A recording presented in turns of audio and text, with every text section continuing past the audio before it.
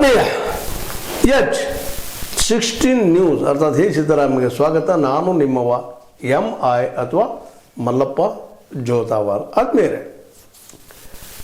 ಈಗಾಗಲೇ ಬಜೆಟ್ ಬಗ್ಗೆ ಸಾಕಷ್ಟು ಚರ್ಚೆ ನಡೀತಾ ಇದ್ದಾವೆ. ಆದರೆ ಈ ಸಂದರ್ಭದಲ್ಲೇ ನಮ್ಮ ಡಿ ಕೆ ಶಿವಕುಮಾರ್ ಅವರು ಒಂದು ಸ್ವಲ್ಪ ಸ್ಪೆಷಲ್ ಆಗಿ ವಿಚಾರ ಮಾಡಬೇಕಾಗಿದೆ. ಅದರಲ್ಲೂ ಅವ್ರು ಬಹಳ ಸಿಟ್ಟಿನಿಂದ ಅದು ಒಂದು ತೌಲನಿಕವಾಗಿ ಆಗಿರ್ಬೋದು, ಮತ್ತೇನೂ ಆಗಿರ್ಬೋದು, ಕೇಂದ್ರ ಬಜೆಟ್ ನಮ್ಮ ಕರ್ನಾಟಕ ಅನ್ಯಾಯ ಮಾಡೋದು ಅನ್ನೋದನ್ನು ಹೆಜ್ಜೆ ಹೆಜ್ಜೆಗೆ ವಿವರಿಸ್ತಾ ಹೋಗ್ತಾ ಇದ್ದಾರೆ, ಟೀಕೆ ಮಾಡ್ತಾ ಇದ್ದಾರೆ.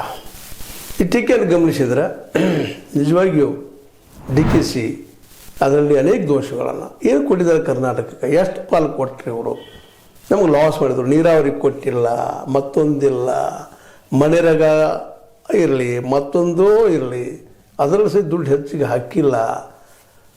ಅದರಲ್ಲೂ ಕರ್ನಾಟಕಕ್ಕೆ ಪೂರ್ತಿಯಾಗಿ ನಮಗೆ ಹಾನಿ ಮಾಡಿದ್ದಾರೆ ಅನ್ನುವಂಥ ಮಾತು ಮಾತಾಡ್ತಾ ಇದ್ದಾರೆ. ಅಷ್ಟಲ್ಲ, ವ್ಯವಸಾಯಕ್ಕೂ ಅಂದರೆ ಕೃಷಿಗೂ ನಮಗೆ ಕೊಟ್ಟಿಲ್ಲ, ಕೇವಲ ಅದೇನೋ ಮೆಟ್ರೋದು ಒಂದು ಸಲುವಾಗಿ ಕೊಟ್ಟಿರ್ಬೋದು. ಆದರೆ ಭಾಳ ಅನ್ಯಾಯ ಆಗಿದೆ ನಮಗೆ ಅಂಥೇಳಿ ಜೋರ್ದಾರಾಗಿ ಅವರು ವಾದ ಮಾಡ್ತಾ ಇದ್ದಾರೆ, ಮಂಡಿಸ್ತಾ ಇದ್ದಾರೆ. ಒಂದು ಹೆಜ್ಜೆ ಸಿದ್ದರಾಮಯ್ಯಗಿಂತ ಹೆಚ್ಚಿಗೆ ಟೀಕೆಯನ್ನು ಮಾಡೋದನ್ನು ನಾವು ಗಮನಿಸಬೇಕಾಗಿದೆ. ಇವತ್ತು ಯಾಕೆ ಮಾತ್ರ ಹೇಳ್ತಾ ಇದ್ದೀನಪ್ಪ ಅಂತಂದರೆ, ನಾವು ಇತ್ತೀಚೆಗೆ ಒಂದು ಸ್ವಲ್ಪ ಆ ಸಿದ್ದರಾಮಯ್ಯರ ವಿರೋಧವಾಗಿ ಇವರು ಮುಖ್ಯಮಂತ್ರಿ ಸ್ಥಾನ ಬಿಡೋದಿಲ್ಲ ಅಂತ ತಿಳ್ಕೊಂಡು BJPಗೆ ಹೋಗಬಹುದು ಅಂತ ಗೆಸ್ ಎಲ್ಲರೂ ಮಾಡ್ತಾ ಇದ್ದಾರೆ.